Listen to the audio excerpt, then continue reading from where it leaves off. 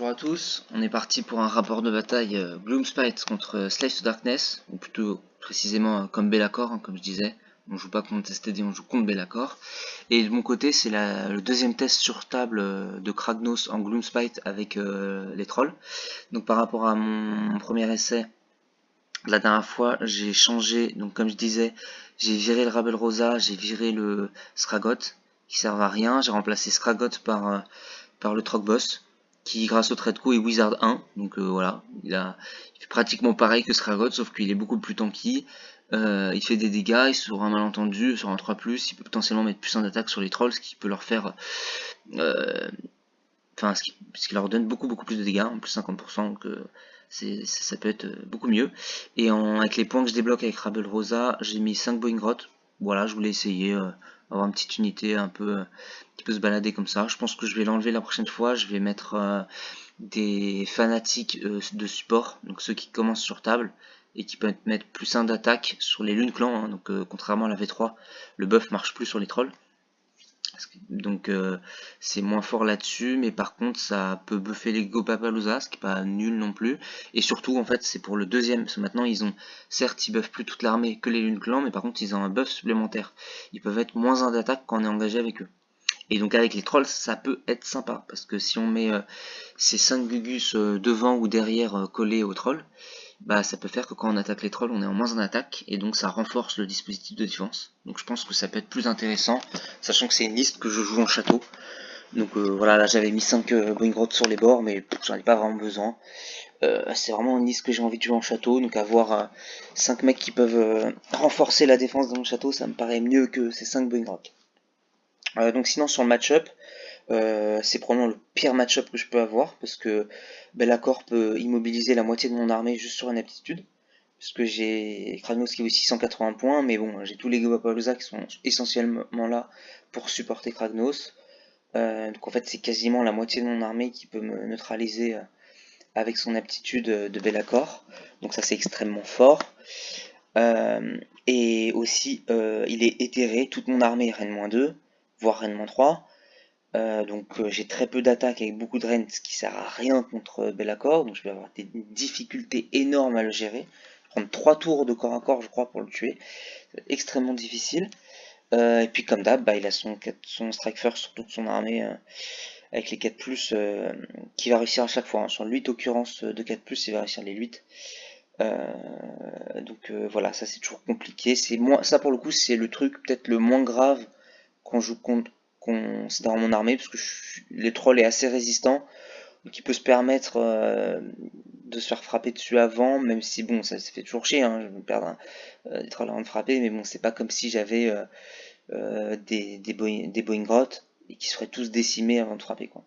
Donc en troll c'est moins grave, mais bon c'est surtout c'est embêtant mais moins grave, et c'est surtout le fait d'être éthéré qui m'embête, et le fait de neutraliser Kragnos. Sinon bah, son armée aussi est très tanky, le reste, donc la ward à 5 je trouve sur les Chosen avec grâce au sorcier, c'est peut-être un peu la goutte de trop, quoi, parce que c'est surtout à cause de ça que j'ai eu des difficultés à les tomber. Je trouve que la ward à 5 c'est un peu trop fort, sur un sorcier qui vaut 120 points, sur un 3+, enfin, je sais pas, les Gopapalooza si on veut comparer, sur un 3+, il donne plus un rend, ce qui est l'équivalent d'un plus un sauvegarde, quoi. C'est pas ward à 5, quoi. Donc je pense que pour un perso à 120 points, ward à 6 comme buff, en plus d'être sorcier, ça me paraîtrait déjà suffisant. Là, 10 Chosen en ward à 5, c'est trop compliqué à sortir, surtout quand ils sont hors gueule. Donc il est en 2 pauses moi aussi, il gagne le toast, donc il décide qui commence. Il va décider de commencer, notez que comme il est joueur actif et qu'on pose l'objectif au début de round, et que c'est le joueur actif qui le pose, et que moi je mets ma lune au début de round, mais je suis pas joueur actif, bah, j'ai l'information de l'objectif avant de mettre ma lune, si j'ai bien compris comment ça se séquence. Donc du coup je vais mettre ma lune sur le quart de table du côté où le premier objectif apparaît.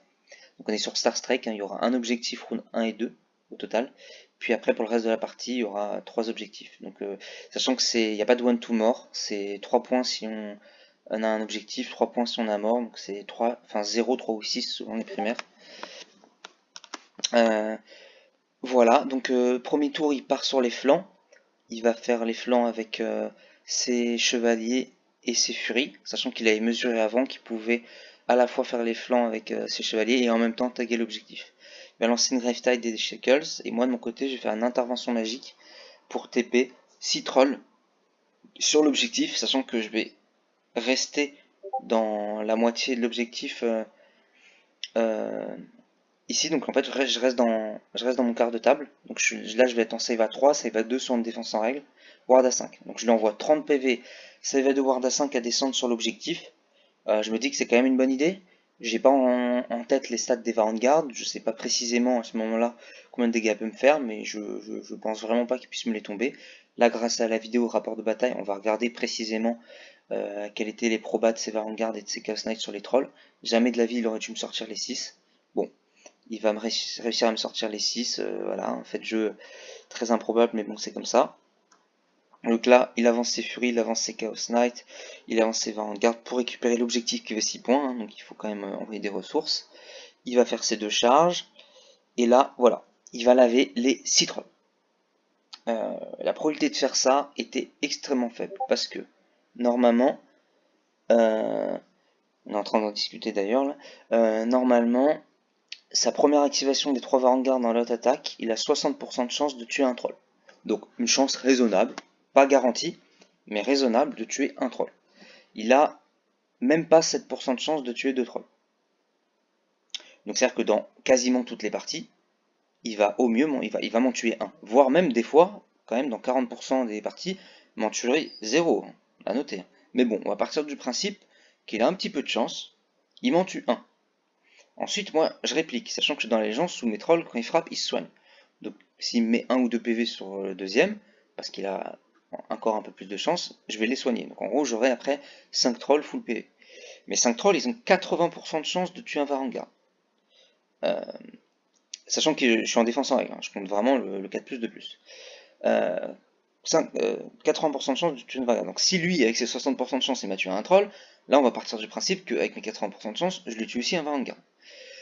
Ce qui veut dire qu'après, il a 4 chevaliers qui mettent 1 ou 2 dégâts, et les 2 Varanguard restants sur la double activation, qui n'ont plus la attaque, ils mettent entre 2 et 4 dégâts sur un troll. Donc on va dire que l'un dans l'autre, il me tue un troll supplémentaire. Donc, dans quasiment toutes les parties, la séquence d'attaque, c'est qu'il me tue 2 trolls, et que je lui tue un Varanguard.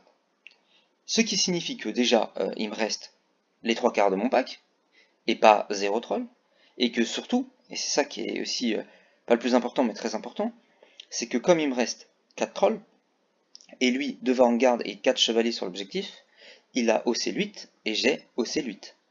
Donc, il ne capture pas l'objectif. Ce qui signifie que je lui deny 6 points de victoire. Et ça, c'est du fiable à 70%, quoi. Donc, normalement, si je mets ma TP, après, bien sûr, si je rate ma TP, qui pour le coup, elle n'est pas très fiable, il fait tous ses points, mais il me tue 0 troll. Et donc là, encore une fois, c'est une autre partie. Mais si on part sur le fait que j'ai réussi ma TP, là, après, j'ai intérêt, je pense, si c'est à refaire, je les remets sur l'objectif, parce que j'ai probablement dans les 70% de chances de le deny 6 points. Et au pire, ça se passe mal, je perds 3 trolls, mettons. J'en perds pas 6. Et pareil, au pire, je lui tue pas un Varangard, voilà. Je lui tue rien, il me tue 3 trolls, c'est pas la fin du monde.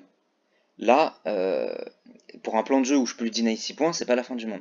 Là, il m'a wipe 6 trolls, donc voilà, c'est totalement un craquage, mais bon, c'est comme ça, mais je pense que c'est un plan de jeu que je referai, enfin, c'est une intervention magique que je retenterai, parce que ça peut valoir le coup, surtout sur Star Strike, où il n'y a qu'un seul objectif qui vaut cher.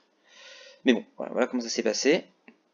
Ensuite, à mon tour, je vais tenter un Do Not Waver en envoyant mon deuxième pack de 6. Donc là, c'est le premier pack de 6 est mort, là c'est le deuxième qui arrive, et là je vais repop avec mon décor 3 trolls à la fin du tour. Donc le Do Not Over, c'est les trolls là qui vont le faire, plus les Boeing Grottes qui vont charger les Furies. Donc les Furies, même si elles se barrent sur un 3+, vu que j'ai chargé, j'ai le droit à mon pile-in, donc j'ai fait une séquence d'attaque, donc mon Do Not Over est validé. Donc ça sera bon, et il va bellacoriser Kragnos, pour voilà, pour pas que je l'envoie, et à peur que je lui fasse des dégâts et tout. Et il va me faire une intervention magique sur mes trolls, donc ça c'est bien joué. Ça mange pas de pain, ça faut le tenter, je pense, parce qu'effectivement, après, ça fait que je lui fais quasiment pas de dégâts, donc je vais récupérer l'objectif, je vais faire ma tactique, mais en termes de létalité, je vais quasiment rien faire. À noter qu'il a perdu un Varanguard, mais enfin, là peut-être un deuxième d'ailleurs, mais le premier Varanguard qui perd, il le perd tout seul, parce que je lui avais mis 3 dégâts avec l'activation des trolls avant qu'il crève, et lui après il a fait l'œil des dieux, vu qu'il m'a en fin de tour, vu qu'il m'avait tué mes 6 trolls. Le résultat lui plaisait pas, donc il a relancé, il a fait un 1 et il s'est tué son Varanguard tout seul. Mais là je lui tue, ouais, je lui tue peut-être un Varanguard et c'est tout. Et derrière je perds un troll. Puis voilà. À son tour, il va faire Ordonné Charge. Il va m'envoyer les Chosen dans les trolls et les Varanguard dans les Boeing Grottes.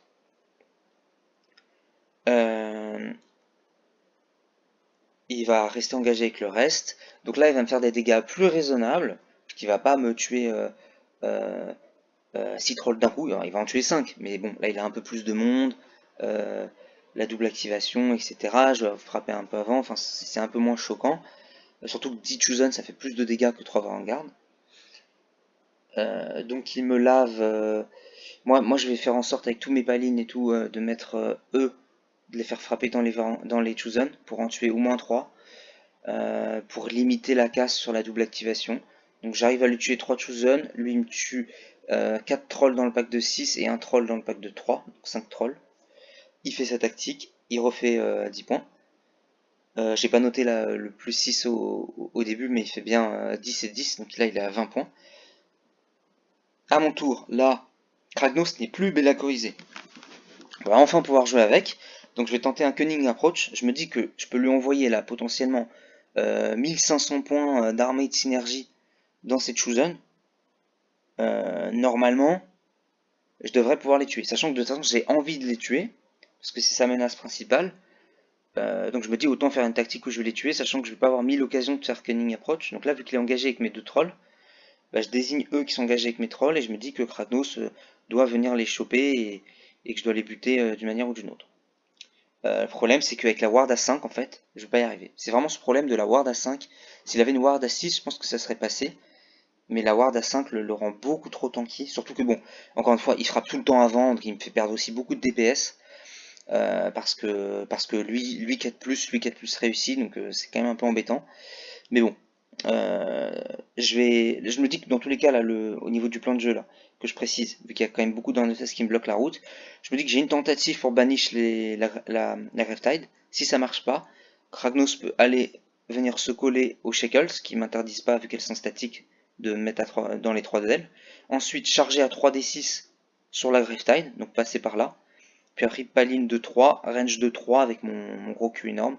Je pense de manière assez certaine pouvoir les choper.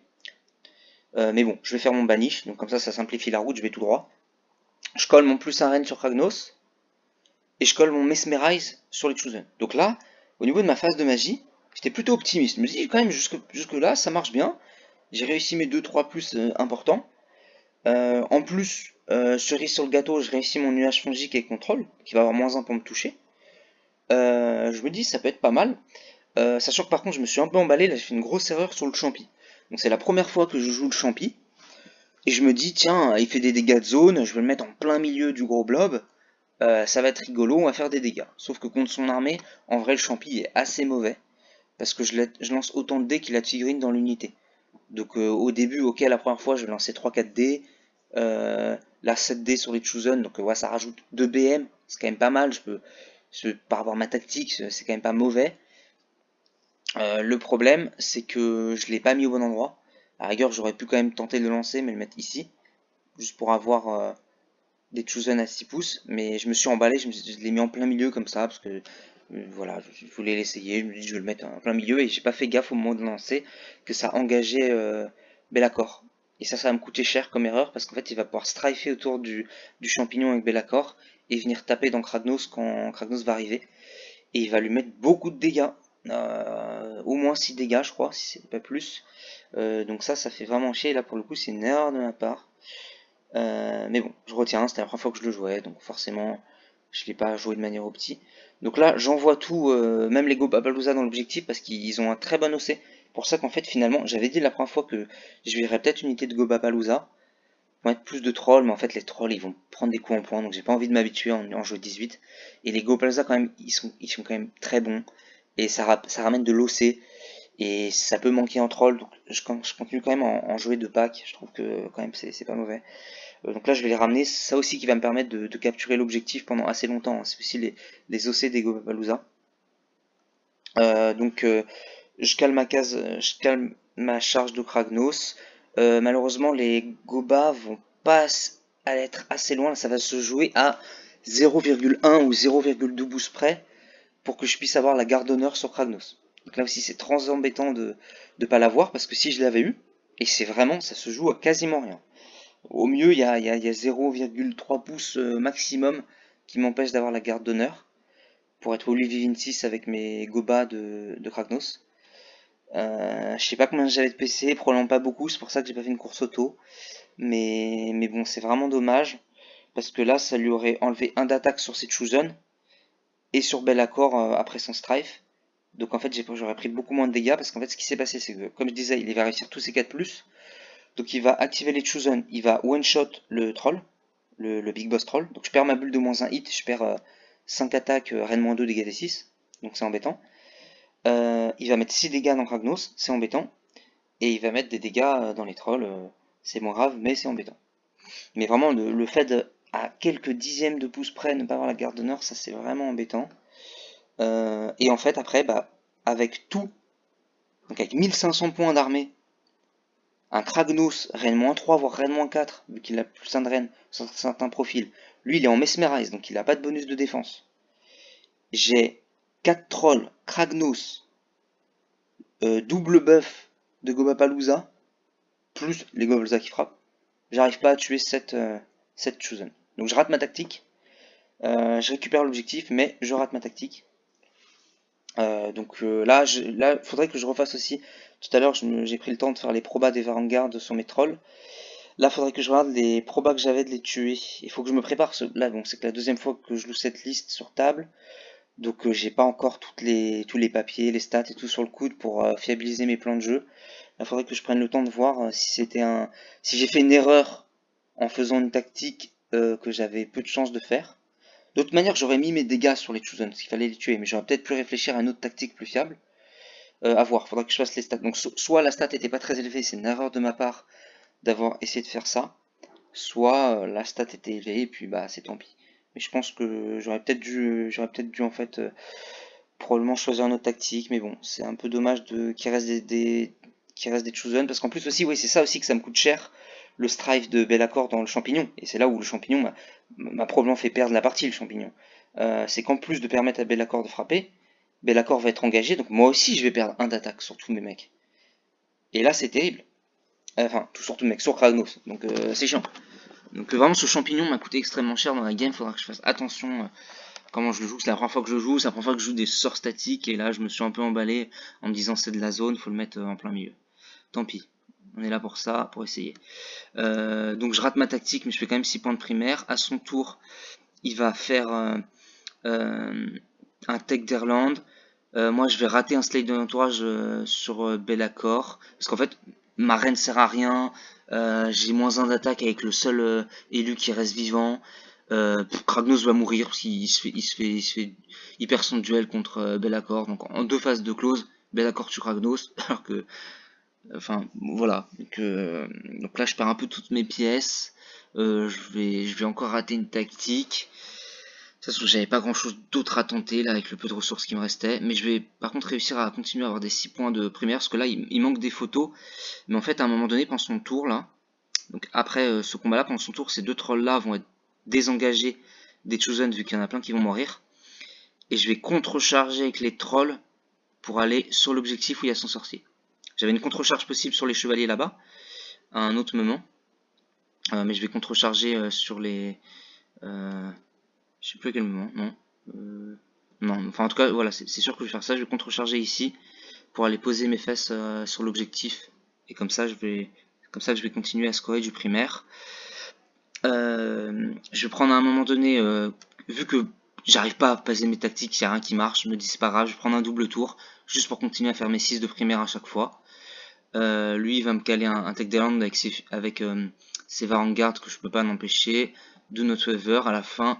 Je vais faire mon Tech Land aussi, donc je vais continuer à faire 6 quand même de primaire par tour, c'est pas mal. Avec le peu de ressources que j'ai, rebête une tactique finalement en fin de partie. Et lui empêcher de faire son slide d'entourage sur les Go Babalouza qui sont là-bas. Donc finalement, en fait, si j'avais réussi qu'une seule de mes deux tactiques, puisque le score final, c'est il gagne de 2 points et ramener, il gagne de 2 points ramené à 20 points, mais le score c'est 38-40, donc 40 pour lui, 38 pour moi. Si j'avais réussi soit mon cunning approach, soit mon slide d'entourage, j'aurais potentiellement pu la gagner malgré l'effet de jeu. Donc on voit que finalement ça tient quand même la route le troll. Ça tient la route parce que match-up défavorable, fait de jeu défavorable et je me prends pas un gros score. Et il suffisait juste que je mette une de mes deux tactiques que j'ai ratées, que je tue 2 élus de plus à un moment donné. Par exemple, si j'avais pas fait mon erreur du champignon, là pour le coup, je peux me rendre qu'à moi-même. C'est une erreur que j'ai faite moi, mais si j'ai pas fait cette erreur du champignon, potentiellement que j'aurais pu réussir à faire mon cunning approach. Et donc faire mes 4 points de plus, et donc potentiellement gagner la partie de 2 points. Donc voilà. En tout cas, c'était une game très intéressante. Je continue à penser que Troll Kragnos c'est pas mauvais, je vais encore chercher à optimiser un peu la liste. Voilà, on va voir. Après, je m'amuse avec, c'est pas dit que je la joue en compète, peut-être que je la joue en solo. Je pense que en team, si je la propose, on va gentiment me dire d'aller voir ailleurs. mais en solo, peut-être que je me ferai plaisir, que je la jouerai, on verra. En tout cas, je vais continuer à traîner ça, c'est quand même, ça me paraît solide.